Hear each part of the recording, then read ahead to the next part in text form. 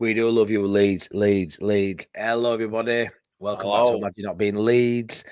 I'm Matty, joined by Sean, as always, and Adam for your latest edition of Late Night Leeds.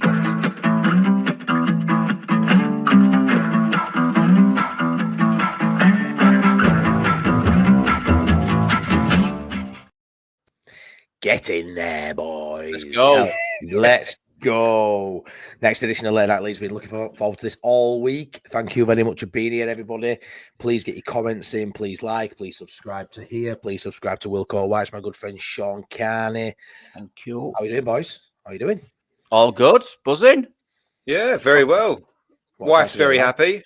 Hey, got to have dinner. Then I went, right, I'm going to do this now. See you later. Happy Valentine's Day to everybody. My missus says, she says, oh, you do it Late Night Leeds tonight? And I went, yeah, 10 o'clock. She went, oh, good. I'm watching Sweet Magnolias at 10 anyway. No, the romance is dead in our house, I'll tell you now. It's a con. Valentine's Day is a con anyway. No, are you one of them, Adam? Are you one of them? I couldn't care less. I didn't do anything. We'll have dinner, but it's a Friday, so we might go out for dinner anyway. But I didn't do a card. I didn't mention it. She doesn't care either, to be fair, so it's all good. No, brilliant. Well, what a time to be alive anyway. Valentine's Day, if you didn't that sort of thing. Leeds United are the best side in the world currently. Unbelievable. What a time to be alive. Let's just see who's in the chat so far. Smash a like and the sub buttons to Imagine Not Being Leeds and Wilco White. Thank you very much, Sean Healy. I am Irish, so Gary Kelly for me. Mr. One Man Club. Yeah, so anyone in the chat, you've probably seen there's a poll in there tonight. Please get your favourite player hit on there. We open each show with a different legend or a different player that we pick based on the poll every week. This week is the one and only David Batty, who won last week's poll. Yes.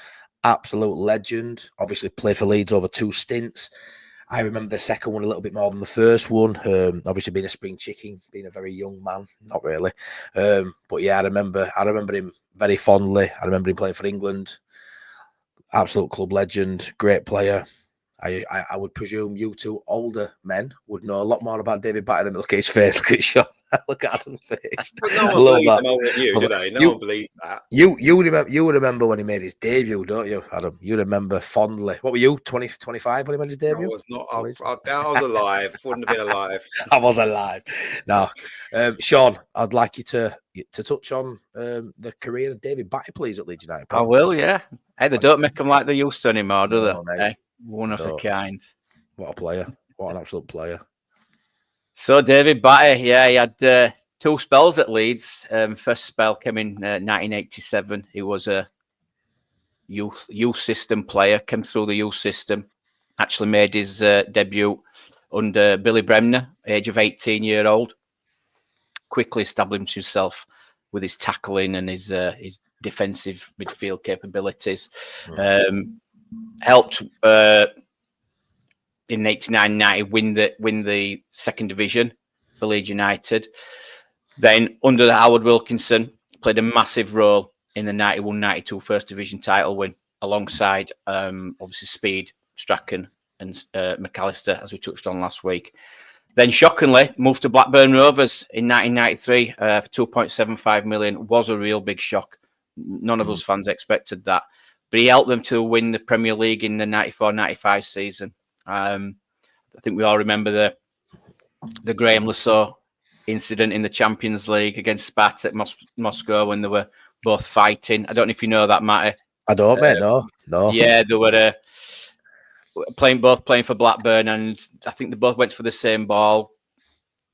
Lasso tripped Batty up, and then off camera there were some fisticuffs, and and as it panned back, Graham Lasso were just dropping one onto David Batty. So wow, brave man. Off a little bit. It was, yeah. Then he returned to Leeds, took 1998 until 2004 under David Leary. Again, he was a key part of that exciting David O'Leary team. He brought a lot of experience with him. I played in the Champions League. He also made 42 caps for England. I didn't realise it were that many, but yeah, he made 42 appearances for England. Yeah. Then obviously injuries took over. but behind the scenes, his experience and his leadership, it were there to see. He officially retired in 2004, having played over 300 games for Leeds, 453 games in all competitions across his Newcastle career, Blackburn career. Only scoring 8 goals though, and getting 21 assists. So his goal scoring and his assists weren't massive, but he wasn't there to do that. He were a battling midfielder, winning that ball back. He broke more legs than goal scoring records, didn't he, lads? He didn't beat any records. Very low profile player. Barely did any interviews. Even after retirement, he just sort of stepped away, and I think we just that's what we remember him. Just so we could just remember him of all the good times that he gave to us fans and other fans across the English division. I think when he was at Blackburn, I think he was injured for most of the Championship or the Premier League winning season. I think he actually refused the winners' medal, even though he qualified for it in games played. Wow. He was injured so much, he went, "No, I've not. I don't feel I've earned it." So I didn't actually want to. It sounds like Batty, that, doesn't it? It does absolutely. I saw quite a lot of him, like when I was through my teenage years, because my dad somehow got lots of tickets to London away fixtures. We used to go to all those. I just remember one guy that stood out in particular when it's more prevalent now as well, I suppose, because it was. Parker, he was playing Charlton away, and Parker fouled him, and then Parker was sitting there, and Batty just grabbed him by the scruff of the neck from behind, just dragged him felt like about 10 yards across the pitch for no particular reason, other than showing him who's boss. But he went under the radar a lot. You didn't really notice him in games, but he just did everything so efficiently. I think that's why he was so good at what he did. I think even England sort of realised, Paul Ince, but when Batty played, England were better because the big thing about him only passing backwards, wasn't there? But actually, he was so good at what he did, and when he passed backwards or forwards, he didn't always pass backwards either. By the way, he was just so good at breaking play up and being that tough guy in midfield and taking nothing from anyone. I watched a video clip of him today, and he was playing for England. I don't know if any probably in chat will remember it. He tried an overhead kick, and he ended up kicking a Tunisian player in the head instead. Man. Was that in like the middle? Typical Batty. It wasn't in the box though, that was it? It was like in the middle of the pitch, wasn't it? It was in the middle of the pitch. He just tried an overhead kick, and he ended up kicking the Tunisian player in the head. Fantastic. Great player. He's just remembered being so tough and being like so unassuming as well. Like he just disappeared from everything as he just sort of faded away at the end and just no fuss. 100%. The same way he played football. I love that. Yeah, it's like Lord Shergard said that he didn't really like football. It was just a job to him. He just wanted to step away from it as soon as his career ended. And you know what? He hadn't really done anything else in his career. I think he just wanted to be with his family and enjoy family life. So fair play to him. He deserves it. Yeah. No, class. I look what Duncan said there. I was at Batty's debut versus Swindon at Ellen Road, 4-2 win. Great. Oh, right. Great memory to say you were there when he made his debut. Scooby says you'll notice Batty more at Ellen Road than on the TV because he did a ton of work off the ball, so camera wouldn't pick it up. Yeah, one of them. Batty was a maverick. He would live in a caravan if he needed to. Rob Brookett, Imagine Batty. Vinnie Jones as a two-sitting midfielders. Yeah, they don't make him like that anymore, but absolutely fantastic for the time, weren't they? Right then, so moving on from there, I'm just going to take a quick look at who's leading the poll. Lucas Radaby is in front currently on 42% for next week, with Mark Viduka closely behind on 31. Gary Kelly third place on 23. Olivier Decor, my favourite on that list, only 4%. I don't think we're going to be talking about Decor next week, but let's move on. So it's been a bit of a interesting week at Leeds United since we last spoke. We had the Millwall game, which we're only going to touch on a little bit. I don't want the viewers to just decide to turn off and go somewhere else because that Millwall game was a drab. But we'll just sort of touch on it for 5 minutes. 10 changes. Definitely still good enough to go win that game. Massive shame to be knocked out of FA Cup, in my opinion. But a few days later, you then go, obviously we're going to a Watford game and you win that. Is it forgiven, lads, for being knocked out of the FA Cup? I didn't really ever blame him. I think when the team came out, no one was really kicking off. I think everyone liked seeing the players get a rest, liked the team, wanted to see Chambers. I think the game management was poor from Farke. Saying he needs to improve. His game management's never particularly great. when we're losing games. Fortunately, we don't lose. You know, we never very rarely go behind. But I think then we're beating Watford. Sort of underlined it was exactly the right thing to do because no momentum was lost. Nothing was lost by that game other than the FA Cup game. And I say, like, even when we spoke straight after, Matty, didn't we? And you were fuming, and I was like, I didn't argue toss because, like, but I wasn't that bothered because I didn't go to the game. But I wouldn't say to you shouldn't be bothered because you went to the game, you paid for it. It's a different experience, isn't it? Of course, it is 100%, mate. 100%. Like I say, it was really annoying for me because I still think we could have beaten Watford. After beating Millwall, so it one of them. I think the fact that I've put my head above the parapet and I've got a YouTube channel and I put my neck up line, and then you've got loads of Millwallers coming and giving you grief, added that little bit of spice to me. I really wanted to win for that reason, but it was really nice to go. It was really anybody, nice to back anybody coming into that team against Millwall just didn't do themselves any favours at all. And it was so disappointing. And obviously we talked about Adam, didn't we? We did a quick live about it, and it was just it was just frustrating. But the players that needed resting got rested, and it showed in the Watford game, i.e. Aronson and Dan James. So it was the right call to make those changes. It was just disappointing at the performance, not the fact that we got dropped out of the FA Cup. That's where I stand on it. And I think some, like we were discussing after Sean, weren't we, about the are the backup players as good as we thought they were?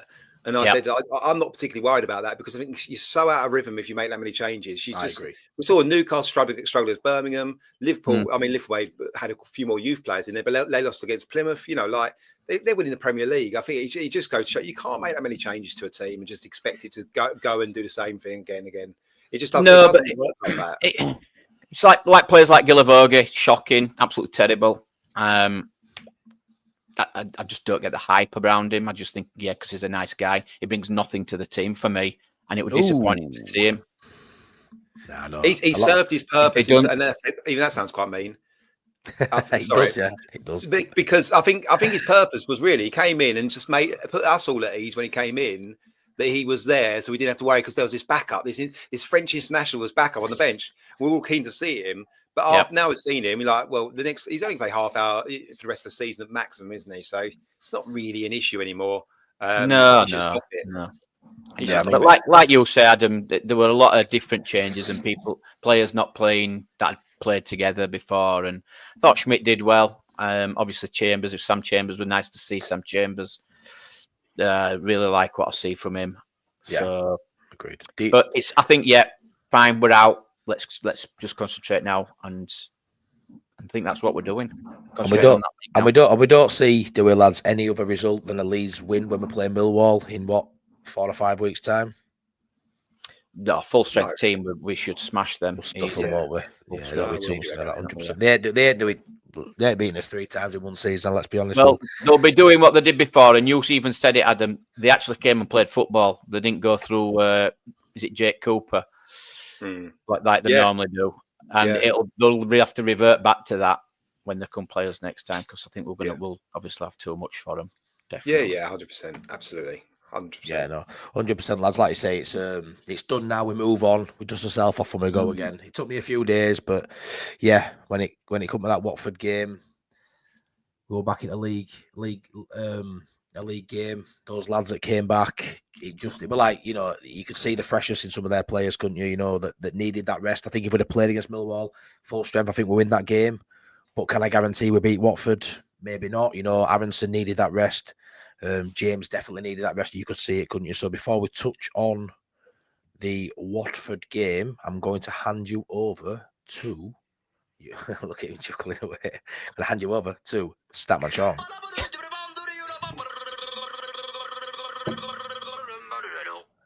Statman.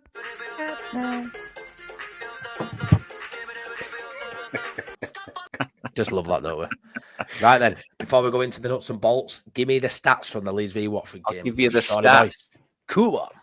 Watford, 61% possession they had. Wild, isn't it? Yeah, and we had 39. Have we got a graphic for this, Matty? Yep. I was just bringing it up now, mate. Oh, that's what you're here for, Adam. Well done, buddy. You were too quick there. Not that I was too slow.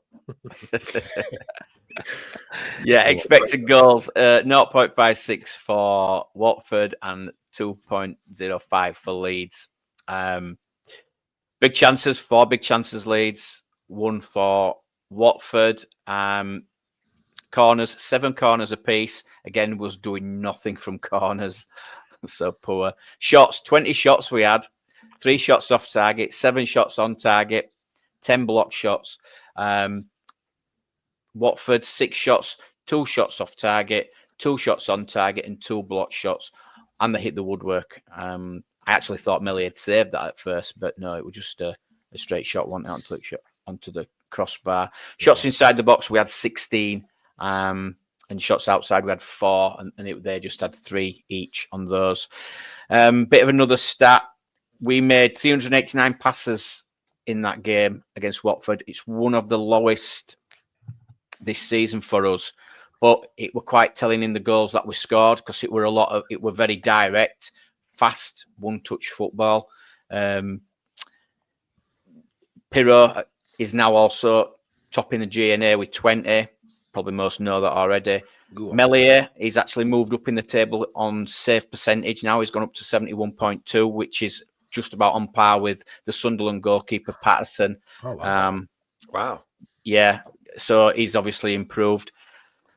And we're sitting on 69 points, and we only need 21 points to get to 90. The big 9-0, which is just 7 wins, lads.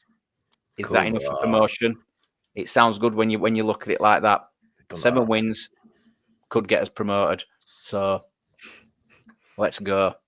Brilliant. Game Yeah, that Millier stat, man, surprised me that. It's gone up. It's gone up. It used to be around about 67%, 68%, and he's gone up. He has so few shots that actually hit the target against him that if he's only save a couple and it jumps up really, you know, saves 5 or 6 shots. And you know what? He's been really good lately. He's really good. He made a really good save for Sissoko, didn't he? That quite clean through on the right. You know, like someone said earlier, watching something live. It's funny when you go to a game. So I was obviously at Watford on Wednesday. When you go to a game of football, it's just a game of football, isn't it? You know, like all the overarching Leeds United, you're just watching it. It's the same as a Sunday league game. So you're just watching that game of football. And Watford were very friendly in terms they only brought half their fans. I don't know what and so you could hear, unless Leeds fans you could hear the players talking. You could hear Mesler going. You could hear Ampadu saying things. You could hear Ampadu shouting over the Fark. It's amazing. Like, wow! I bet that's good to see. That it's amazing, mate. It's amazing. You don't normally hear it. Mesler, even when they've got the ball in defence pathway, you could hear Mesler barking. Just how deep he's on the edge of the box, just shouting. How does it sound? But yeah, it's just echoing around the stadium. And even when we went, there was a corner on the right, a free kick on the right, sorry. And Gruev standing over. Ampadu looked at Fark. They sort of had a quick conversation. Then he told Bo to go back. Gruev to drop round. And that's why Ampadu is so important to Fark, because he does all of that stuff. He is his eyes and ears on the pitch, because obviously standing on the dugout, you can only see so much. And Ampadu does so much organised chats, and Ampadu's talking all the time. You know, linesman gives a offside, thumbs up, clapping them. You know, like if he's not giving it because he's gone over there, he's like, having a look, he's having a chat. He's such a much better captain now as well. But it's go on, sorry. No, I love that, because you don't normally get to hear it at Ellen Road, do you? No, it's amazing. It was an amazing part of actually just listening. I was saying, so I went with an Arsenal and a Watford fan, as you do, to so I was telling the Arsenal fan before the match, I was Dan James now. He's so you went, no, I've seen enough Dan. He is no, honestly, he's really on it. He went, no, he'll just sprint around. I said, just watch. And thankfully that really paid off. He's just banging them in like with no he was so good on the line. I mean, given why they just rolled the ball, he rolled the ball to Dan James. The left back was like another 10 yards behind him. Like, it was such a poor pass. I don't know how he got it so wrong. And then that's a brilliant finish from James. I saw Tom Cleverley's post match. I don't know if you saw what they were talking about. He obviously going to point fingers to that player that did that Kiembe, I think it was, with that pass. Yeah. He said he was being brave. He encourages the players to be brave and play that kind of ball. Just the execution weren't right, and I just think it was suicidal on Watford's part, really playing the way they played. I love it. It gave us so many options to break forward. They were brave. To be fair, I thought they played some all right stuff. Did Watford in between our goals? I thought they were really good at building up front back. There was some we caught them out a couple of times, granted, but that's going to happen when you're playing that risky football. No risk, no reward. So it will work in some occasions for them. But I did feel from the keeper progressing the ball to the defender and up, they didn't do bad. But the times we caught them out, my God, we made them pay. And I love that. Wasn't it, Matty? It really was, Sean. Their downfall, yeah. They're not a bad team at all, No, they're not, and I think they'll take points off other teams this season. Definitely, they are good. What I saw, and obviously this, the possession that they had in the game, just lost the ball in silly areas. I think with the guy who gave the ball away, is it Bashiri or something like that? I think Kiembe. Yeah. He was the lowest rating player. I should have done the ratings, but he was the lowest rated player out of all the teams, and you can see why. That they did give the ball away silly, but they were really naive in thinking they could try and play through us that way or around us that way, because we just cut those passes out and those passing lanes out, and Solomon, James, Aronson really on it. Gruev and Tanaka. Did you see what? Sorry to change. Did you see what he said in press to Daniel Farker about Tanaka? He was telling Gruev how he wants him to play. Yeah. So that's another sort of leader in the squad. But yeah, back to Watford. I think they are going to do well against other teams, hopefully, when they come up like against Sheffield United and Burnley again. But I agree. The fourth goal was a work of art, wasn't it? Like, I was just so good. Good. Like Tanaka invited Ince into his Fokker circle of trust, and he shouldn't have trusted him. I've never seen a player actually follow someone around in a circle. Have you seen that clip? I'll stay goal side. I'll stay behind him. I'll look at his back. I know I'll do, and then he ended up on the wrong side of him. Tom Ince is still spinning. Someone's done a clip for that. You spin me right round, baby, right round. Oh, brilliant! Oh, why are you following him? If you could just stood there and Tanaka could have turned around and go, "Oh, we're back where we started." But no, Ince went, "I'll go with you," and that's such a beautiful goal. Though the feet on Solomon, Perot, and it just the Coles are rolling in the bottom corner of that. So, and you see the way they celebrate. Tanaka just sprinted off by himself. They impressed themselves with that one. Yeah. They really did. Those two goals by Pinto in the last two games, Coventry and Watford. The finish on him is just unreal. He loves that bottom corner, doesn't he, down to keeper's left. I mean, it's just postage stamp. He only needs one chance. I mean, let's be fair. If he gets two, he's definitely scoring one. He's just clinical, and the footwork for that goal was just unreal. That was probably my favourite goal of the season. Probably, I said at the Coventry that his goal at Coventry was one of my favourites of the season. And he's probably outdone himself again, and obvioly starting at Tanaka and the way said all season his best finisher in league, and he's unreal, Sean. He's unreal. Quality. I feel a little bit daft now for saying for 2/3 of the season that Joseph should start and Pinto should come on, but I do feel like there was some validity to that earlier in the season. But now it seems wild to say that, because obviously Joseph's form's nowhere near, and Pinto needs to be on the pitch for longer than 20 minutes because he needs to be there because he's so clinical, and at any moment in the game he can put it in back at net like that. And I tell you what, 20 G&A, lads, 20 G&A so far. He's top of the charts. Yeah, he's top of the charts now. He could get 30. He could get 10 G&A next 14 games. He could. The way he's playing. He's due a goal and an assist. Yeah, I think so. Keep it going. It's fair play to him. There's a really warm, fuzzy feeling with Leeds United. When I'm not happy about Leeds United, it's always like my thought process always goes to a player or two. Like who I'm really happy about Leeds United. Who make last year's Ruter and Somerville. This year, straight away I go Tanaka and Solomon as the two standout players for me. Those two guys are making the world of difference. Sunderland, they're quite good. Yeah, but we've got Tanaka and Solomon. Like they will make something happen. They will make this work. Like technically, the two of them are unbelievably good at this level. Class. Yeah, they are. I'd like to say I'm going to try and get through and start some comments as well. I bring up towards the end, but I really like this question now from Bob Young. Hey, mate, hope you well. Not bringing in any January signings was a master stroke for team spirit. Never known a Leeds team so together for each other. I actually really agree with this point. I think you can go one or two ways. I've said it in past. Not bringing anyone could obviously go bad. Obviously, it could be a mistake, injuries, or form falling apart. But when you look at this now, imagine being those players now. They did the business, won 7-0 against Cardiff. That window shuts, and they've just grown since that game, haven't they? And that togetherness they've got, that belief, that they're going to do it as a group, to know that the board, the backroom staff, the manager didn't go out and buy a 10, a 9, a centre half. So anyone in those positions, they've got to repay the faith now, and it looks like they're doing that. They're all hungry to do it as this collective. There's no new shiny toy coming in trying to steal the limelight. They are who they are now, and they've got to go do it, and they've got to show that when they're being backed by the club, that you're it now, lads. You've got to go do it, and they're doing it, and I think it's brilliant. It's for me. It's like every decision Daniel Farke's making this season. It's turning to gold all the time, and it's 100%. Like it's 100%. He's proven himself right all the time. And again, we go back to the team selection against Millwall. Yeah, maybe you want, but it gave them players rest like we needed. And like I said, like Bob's just said, then not going out and panic buying. It's looking like it's spot on, even with the injury to Max Verber, which typically comes, doesn't it, straight after just after the transfer window slams shut. There's a player having to go for surgery, but surely they must have known about this. And yeah, it gives the other lads belief and knowing that the club and the manager has that faith in them. So long may it continue.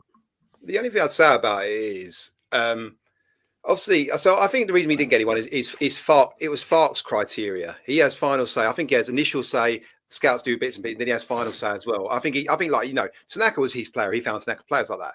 So I think the reason we go is it's on Farke, and right now it's worked. It's worked brilliantly. Like the team spirit, as Bob said, right now amazing. Like we come out the window and everyone's gone, right, this is who we are. These are our teammates. We look around. They've got so many amazing footballers already. We're all together. This is we're all going to do it as one.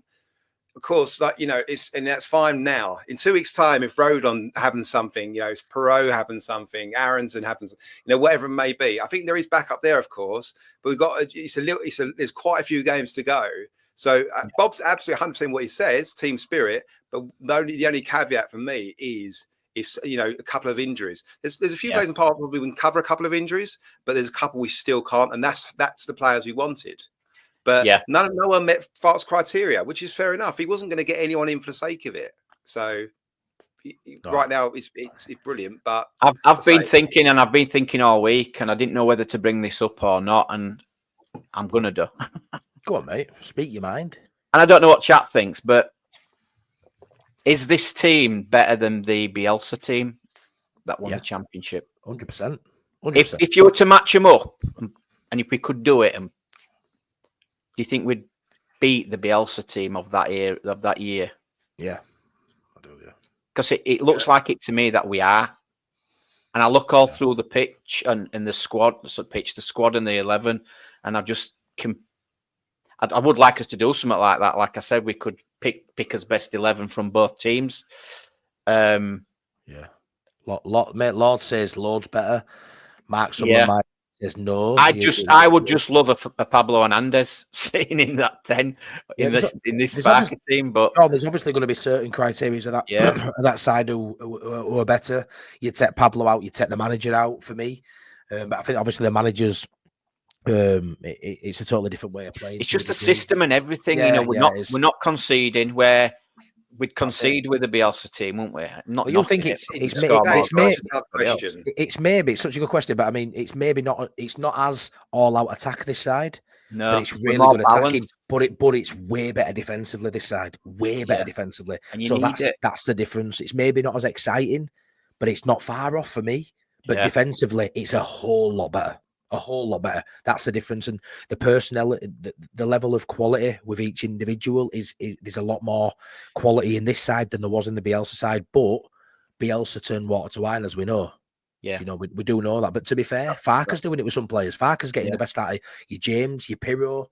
He's doing it as well. Are we scoring more goals as well? I mean, I need to look at that. Are we scoring more goals than what they did in that season? Yeah, as well? We are. Yeah, we are. I would say so. Yeah, we are. I think we are, aren't we? We are. We definitely are. So we're both defensively and offensively better. It's all relative, though. Of course, the teams you play against, etc. I mean, no, you know all that. But it's really hard. Like you look at some of those players because now you are what they were then and what they are now. Ben White's a quality right back, centre back for Arsenal.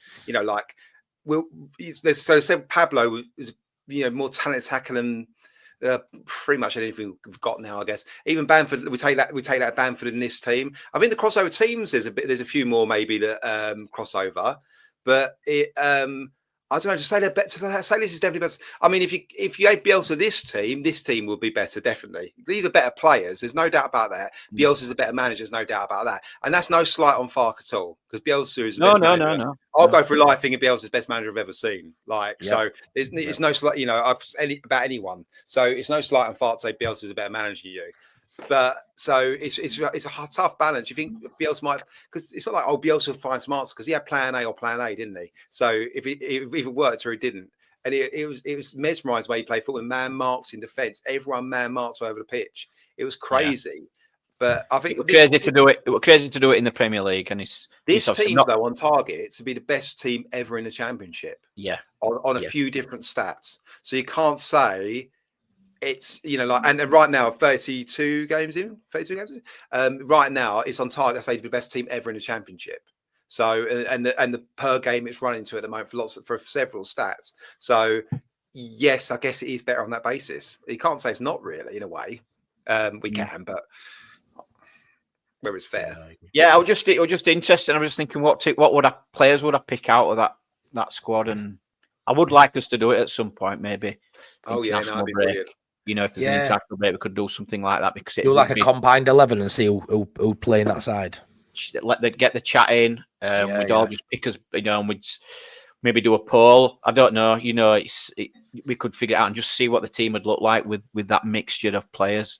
Matty wouldn't talk about what you did. Because you could do goalkeepers, right back, centre back. You could drop just loads of polls in and do the whole thing. Yeah, crazy, I think we'll look at that in the international break, 100%.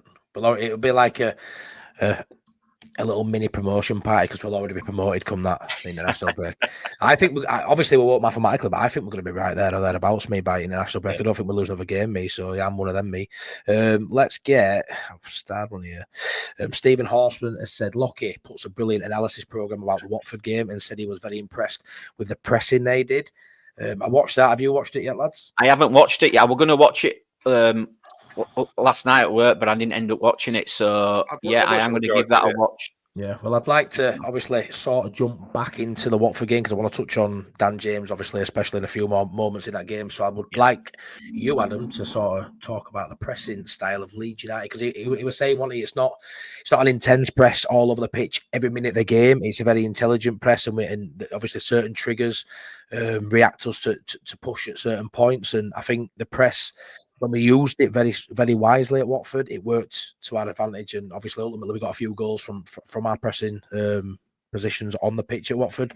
What would you like to touch on that, mate? Because I know you're more of a keen eye when it comes to no expert on it. I just do watching it as a layman, really, but it's like second half against Watford. First half, like we do like high block sort of press, and then obviously there's triggers, as I say, like we run them into channels. It's fairly standard in cutting off all passing lanes. But do you know what they are? They're really well drilled at it. Really well drilled. Farke, because people you say, Farke's tackling inept, etc. He's got the whole team perfectly drilled, because pressing shouldn't work with Peru, but we asked very little with Peru. We asked him just to sort of run the right line, so the one centre back can't pass it to the other. Fairly straightforward. Centre back feels they have to go forward. They're right back, and then we pin him against the side. It's quite, I don't think there's anything revolutionary about it, but what they are is really well drilled at it, and they're such good athletes. They get around the pitch so quickly, and you know what happens as well. Like Tanaka and people like that, they're drilled to do it one way, but Tanaka can spot. He's such a smart footballer. He can spot a danger. He goes, I won't go there, because then that player comes around the back of me. So I'll sit off a couple of yards just in case something else happens. He covers route A and B. And by the way, what happens, because it was important facet of this, is the other team. I was watching Watford do it. I said they were trying to pass around the back. I said to Watford, I said, they're going to call out, because your players aren't really that good enough at this to keep this consistently going and keep doing it against us. Teams are better when they turn us around. Pass it around the back by all means. We'll trigger a certain point, wherever the Farke sets that as, and then we'll push you one way, and you give us the ball back. It just keeps happening, and we recycle it. Second half, so it's a little bit different. I think we set off a little bit further and did nothing. We didn't trigger as much because we didn't need to, and then that encouraged them to come further forward, and then we broke when we need to. But as I say, I think we got. It's one of the under egg sort of things of football, that the best athletes are all in the Premier League. The best footballers are, but they're all the best athletes as well. And that's what we got. And that's where teams run into us and go, that's the best athletic team in the Championship. And that's a really important point that people don't really think about. You know, Rodon's quicker than any forward he plays against. What chance you got when your centre back's bigger and quicker than you and smarter? You know, like it doesn't leave you many places to go, does it? Gruev's fantastic. And I think I saw your video earlier, Sean. I think Gruev will start now, unless Ampadu comes back in, which I think he'd probably stay in defence for now. I think Gruev in midfield is such a good all-round package because he never gives the ball away. I know people say he's a bit safe, but he sometimes pings them, but he's not in the team to do that. He's in the team to muck up what all the other team's trying to do. He's in the team to just play it simply. He doesn't have to do great raking balls or 20-yard ball. He's there to keep the ball, keep it ticking over. And then he's there as the assurance when the fullbacks bomb on. So it's an all-round thing. There's a specific time to do it in games, isn't there? There's situations that when you do win the ball back, you can do those passes. We talk about these players, but that's just down to good recruitment, isn't it? And they've really got in the correct players in Gruev, Tanaka. 100%. Fantastic. It just gives me so much confidence. What do you guys think of this? Am I the only person, Rob says, am I the only person that prefers Ampadu to Strauch?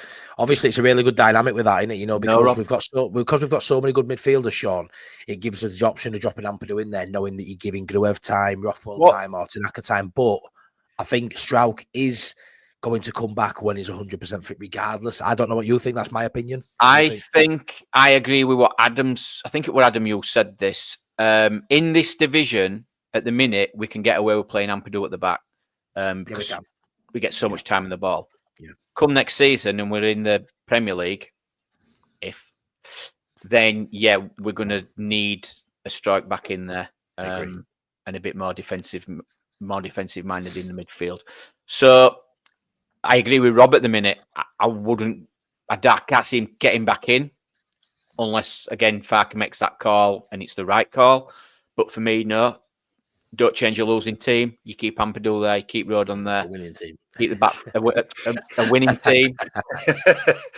I winning agree. Team.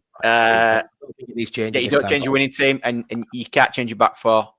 Don't mess around with that back four until we start leaking goals, and then that's when we. Of course, the balance is we weren't leaking goals when Strack was in centre back either, though, were we? You know, so it's like we're. But you're absolutely right. Right now, it's working. I think it will stick with Gruev now. I think until we play. I think in lower teams at home, he may still come back with Rothwell. But you saw the other day how well that dynamic works. That four is really important. The centre backs and the DMs are really, because they work as a unit. That's what allows the fullbacks to bomb on, because those four are always covering all the pressure, all the release points. The teams trying to break us, they're always there. They never go. Those four, obviously centre backs, the DMs, they never go beyond the ball. Never. It just doesn't happen. No. They're always back. Ampadu's got that pass in him as well from the back. We've seen it a couple of times. That just dropping it in over at top for Dan James to run onto. And I don't even think it's a point people make because Ampadu's playing well or poor in defence. I also think it's because how well the midfield played. It also plays into the fact that you're probably not going to bring Strauch in and drop Ampadu to bench. But how can you move Ampadu in the midfield when Gruev's playing so well? That's probably why this conversation is so relevant now. I think because Farke likes Gruev when he likes Ampadu. I think the player keeping Strike out is Tanaka. Because if you get Tanaka out, Ampadu's straight back in that midfield with Gruev, and that's his midfield that he started the season with. And then Strike comes back in defence. So that's what I'm thinking. It's Tanaka. It's the form of Tanaka that's keeping Strike out of this team. I think like that. I think the first selection, the best DM for me is still Ampadu. Personally, I think it's Farke's best DM as well. I think that's one he prefers. And you're right. So then it's either Gruev or Tanaka's dropping out the team to get Strauch in, basically, because Ampadu's going to play regardless. So and it may be horse, of course. Sometimes he might play Gruev instead of Tanaka. Tanaka might need a rest. Not the end of the world. He's never played this many games in the league season, or won't have done by the end of the season anyway. So at the moment, I've always been Strauch back in as soon as he's fit, always. Yeah. But afterwards, that game seemed to tip me over the edge a little bit. Go, actually, Gruev is so good in there. It's working really well. Yeah. That acts as a 4. So when we're winning like we're winning, Adam, and you're getting the clean sheets like we are, you can't change it, can you? It'd be a risk to change it back. As much as we love him and we know he's good, Stroik's just going to have to be patient on the bench for me. And when the time comes, then he's going to be there ready. And not a bad sub to have on the bench, is it? It's crazy, lads, isn't it? When you think now, like this comment by Duncan, so Strouk was back in like before Gruev or Tanaka. So then say Gruev gone. We all want Gruev to play now, but we aren't even thinking about Rothwell, who now's down pecking order even further, really. But I also think it's horses for courses. It wouldn't surprise me even on Monday, to be fair. I think Gruev stays in, but it wouldn't surprise me at home for him to play Rothwell like we saw against Cardiff. It's going to be certain games where, but it's crazy now. We were all talking about Rothwell that needs to play. Now it's about Gruev, and Rothwell's not even mentioned in this conversation. It's crazy, and it's just, also sorry. No, it's right, mate. Matty. Also, the injury to Voba as well. Yeah. Maybe that's played a part in it because now we've only got really 3 centre halves in Ampadu, Strike and Rodon. So would you want to risk playing both Ampadu and Strike at the same time in case of injuries? I don't know. I'm just trying to think of different ways of why he's picking the team he's picking. But do we think, looking at Richard's comment there, do we think he's going to struggle, Rothwell, I think he's going to struggle to play the minutes he has been playing, as in every game. He's still going to be involved, though, would you agree? But it's going to be a lot more selective, the games and minutes he plays, lads. I think he really likes him. I think Farke really likes Rothwell. I think Rothwell home games against bottom half sides, no one else in the team can take a corner. And he's completely different to every other player. We had Gruev and Padu Tanaka. He's so none of them drive with the ball. None of them, try as much through the pass. Like 4 passes, etc. So I think Rothwell's so different. He'll be 4th choice, but there'll be games where he works. Yeah, no, I agree. It's you're going to see a lot of fresh legs in that midfield this season, aren't you? Now, till end of the season now, Adam, because you can rotate. You're never going to have to flog any of those midfielders if you don't want to. No. Tanaka's probably the one that's going to get flogged the most because it looks like it's Tanaka but there might be games where he can give him a rest and play Gruev and Rothwell. There's so many options there for him where you don't have to play back-to-back games in that position. And I think this is why we're just going to march on, and we're going to do it because we've got it there, haven't we? The 100%. Midfield's there. That central midfield space and our wingers, that for me is probably Prem ready. And that might be me with my Leeds rose tinted glasses on. But if you sign Solomon full time, you bring in another midfielder for Rothwell because I would want to bet that 4 and 4 is ready, isn't it? Really, and then it's just the other components around that, which we can touch on that after. But I'd really like to just sort of hone in again on Dan James at the minute, looking at those Watford goals. Those 2 goals he scored at Watford. It's an easy thing to say. A lot of people are talking about it at the minute, about his composure, how it's gone up tenfold under Farke, because to be fair, it was pretty good last season as well. Let's not forget, apart from his injuries. It was a bit of an injury-ridden season, in and out last season with Nonto. But when James played last season, he was getting similar numbers to this season. It's just he hadn't been as many injuries. But what I will say is his composure through on goal, because both of them chances, he had a lot of time to think about it. He didn't have as much time as me if I were from one goal because I'd have been about 4 hours till I got to goalkeeper. But he gets there pretty quick. But he's still got a lot of time to think about this. And that first goal was emphatic, really well placed past the keeper. The second one, he just thought, sod it, I'm putting my laces through this. But I absolutely love his composure to slow everything down when everything must be going 100 miles an hour with his bloody legs going and his mind going. And he didn't put them away a couple of years ago. He has turned into the best version of Dan James we've ever seen. And for me now, he is a Premier League ready player. He is ready for the Premier League. I don't care what anybody says. I know it's a drop down in quality playing in Championship, but we've seen now for a year and a half now how good he is. And he is Prem ready for me, lads. 100%. I'll be really quick, Adam, and then you can take in. You've just said it there. He's just taking that second. Yeah. Just to pick that first goal for me is my favourite goal because you could see he did. He sort of looked up, took a minute, and the precision to get it in where he got it into were really nice. A sweet strike. He is a lot more composed. I think he's a lot more mature now. He's not rushing as half as what he he used to do. I think Brendan Aaronson's similar to what what James used to be, where he'd sort of rush it a little bit too much. His shot shooting. So I think that's going to come in time with Aaronson as well, trying to not deflect away from James. But yeah, definitely, you've just said it there. It's just taking that extra second to pick his spot, and it's working wonders. I think there's so much to say on Dan James. Like he's played a lot of Premier League football already. You know, he's Man United, Fulham, Leeds. Yeah. As a striker, he did all right at times as well. You know, and he is a much better player now. And as you say, mate, like he's transferred to the Premier League. One, he's already done it okay, and now he's much more consistent because his game's so simple. And I think he used to play on the left a lot, and he played up front for us a lot, obviously.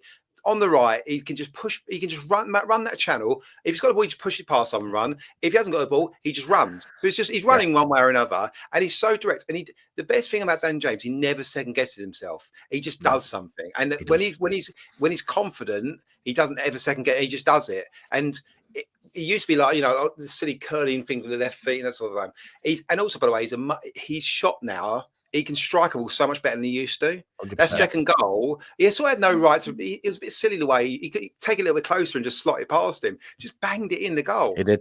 Second guess anyway. He's so confident, and it was brilliant. His shooting technique, he didn't seem to have a decent shooting technique a while back, did it? Like the way he struck the ball wasn't convincing, whereas now it's emphatic every time he hits the ball. That's what I like. He can hit a ball so hard now. He just very little back, he just drills it. But that's what I like. He's so, like you just said, he's so direct. You don't need to be, which is sometimes Nonto's downfall. Trying to be cute with it, cutting in. Just run at him. Be more direct. He gets into them spaces to Dan James, and it's just working wonders this season. It's really paying off for him. He isn't the most skillfulest player, and it's proven you don't have to be. You get them. You can find them spaces. He's got the speed. That's all you need sometimes. The thing is, a bit like an old-fashioned winger sometimes, isn't he?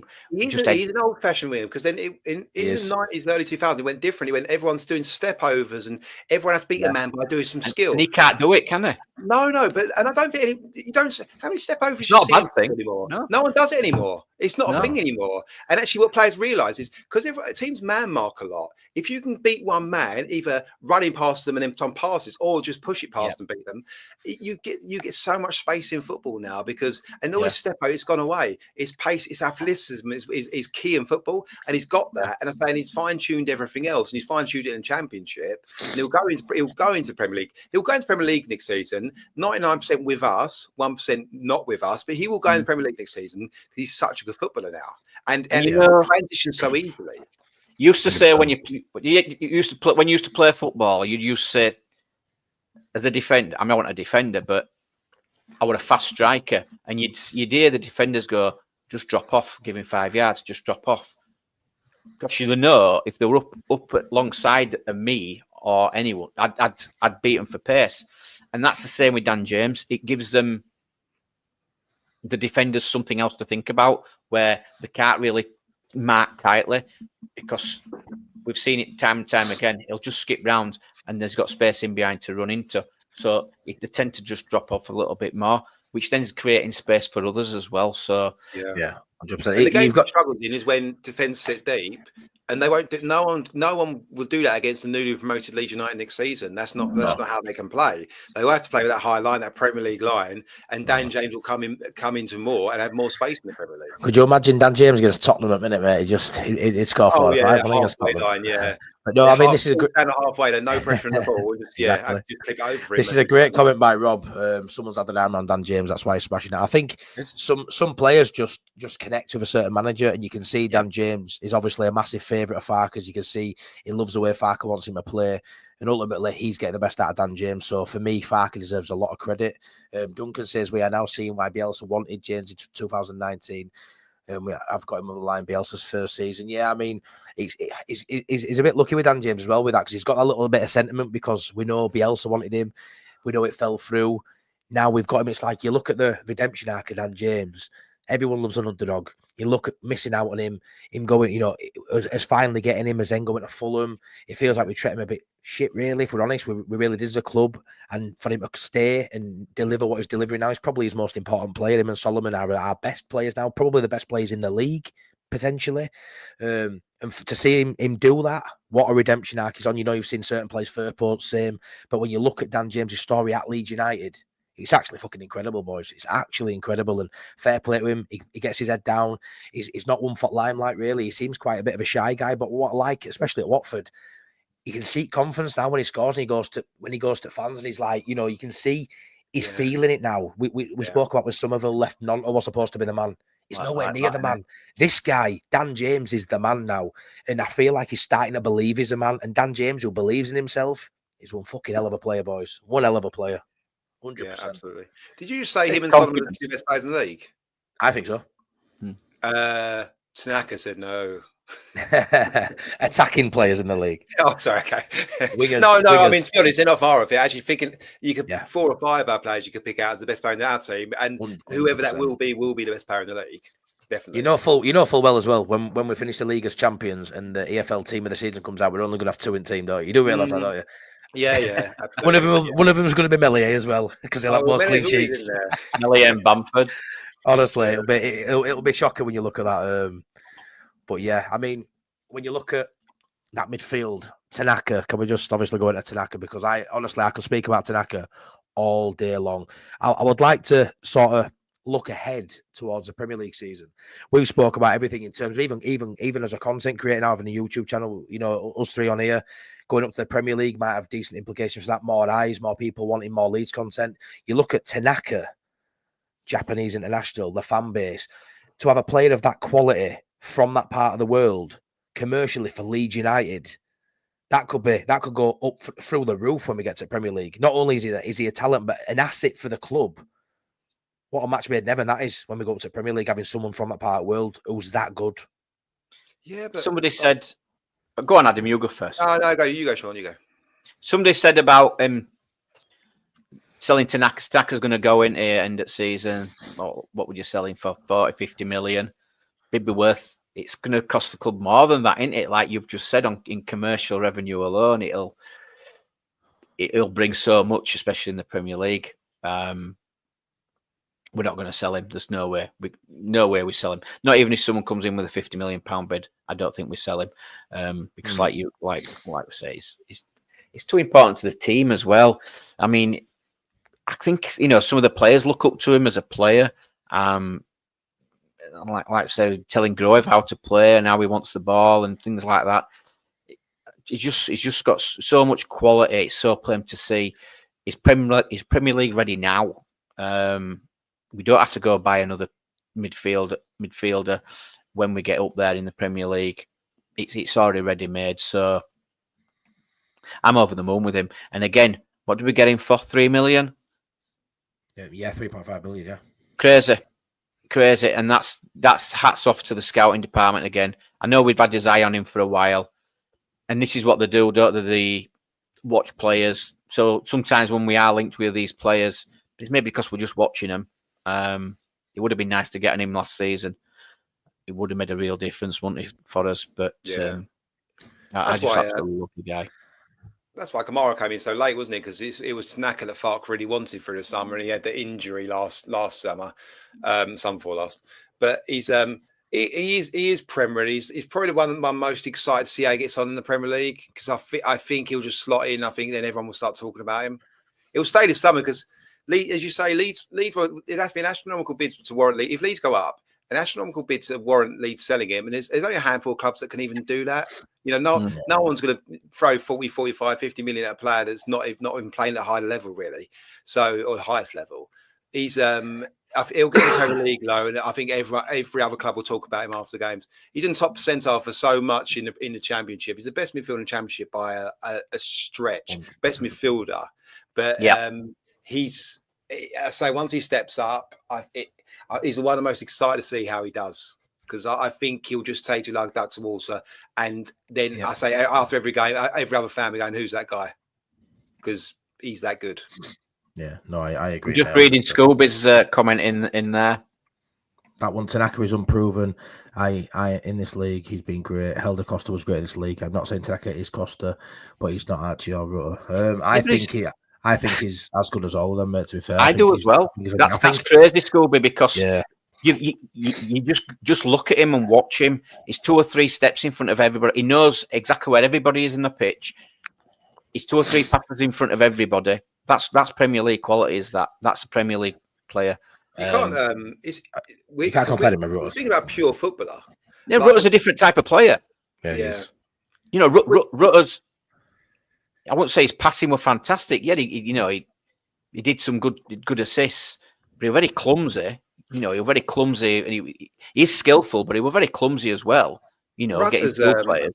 Archie, again, he's just generational. So. Ra's had to completely change his game since he's gone up. Like he's not doing the thing where he tries to beat 4 players every time. He's had to simplify it because he's not bigger and in the Championship he was bigger and stronger and quicker than all the players that pretty much he was against. Whereas so that's why Rutters looks so good in the Championship. He's gone up to the Premier League and he's against players that are as big and strong as him, and he's had to tweak his game. You can't just grab hold of a DM and spin him, and the DM can't do anything about it. So because suddenly he's against Declan Rice or Rodri or whoever it may be, he's not going to just grab him and manhandle him out of the way.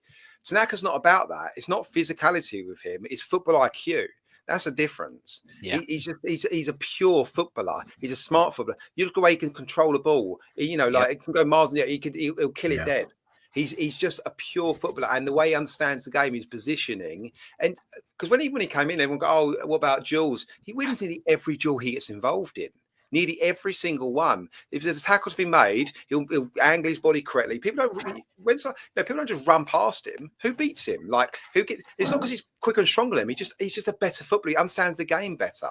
He's a step ahead of everyone all the time at his level. Now I agree he won't be a step ahead of everyone in the Premier League, of course not. But you can see he's Premier League ready because he's a step ahead of everyone in the Championship. And that wasn't what Archie was. Archie was 17-year-old, absolute class. Will be 100 million player one day. Rutter wasn't a step ahead of anyone. He physically was a step ahead of everyone. He'd lose the game balls 8 to 9 times a game because he'd try it and he'd keep trying and it would come off. Tanaka doesn't lose the ball. No. Great comment.